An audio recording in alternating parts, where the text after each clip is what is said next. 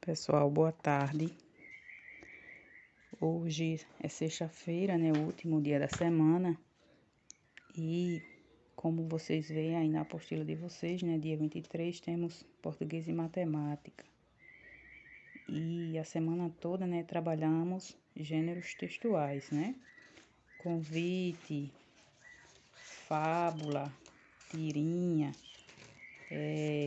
textos instrucionais. E hoje vamos ver um texto informativo, né? Texto informativo que é aquele que traz informação sobre determinada coisa, sobre algo, né? Ele informa sobre alguma coisa, traz informações, traz as características, traz a função daquele objeto, ou daquele animal, ou daquela pessoa. Ou seja, nos informa. E o texto hoje é sobre as aranhas, né? Porque elas fazem teias, é o título do texto.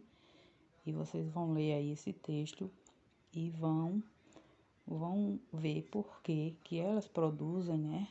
Esses fiozinhos que a gente vê lá nos telhados, que a gente vê nas paredes, né? De onde saem esses fios, né? De qual parte do corpo, né? Saem esses fios e por que ela faz essas teias. Qual a função desses fios daquela teia, daquele emaranhado de fios que elas produzem? Por que elas fazem isso? Então, vocês vão ler esse texto direitinho, um pequeno texto, com informações bem claras, bem objetivas, né? Então, vocês vão ler ele e vão responder as questões, que são apenas 6, né? Só para marcar. Então, vocês leiam com bastante cuidado, com bastante atenção e vão responder, vão marcar aí as alternativas que vocês considerarem corretas, né? De acordo com o texto. A atividade de matemática é um gráfico, né? Sobre os casos de coronavírus confirmados, né? Esse gráfico ele traz esses casos lá no início, quando apareceu os primeiros casos lá na China. No Brasil ainda não tinha aparecido ainda, né? Foi logo lá no início do ano, precisamente no mês de fevereiro, né? Quando apareceu os primeiros casos na China.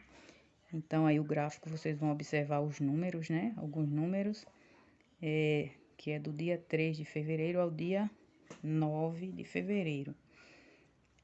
Então, vocês vão observar direitinho o gráfico e os números, né, confirmados sobre o vírus e vão responder as questões, tá?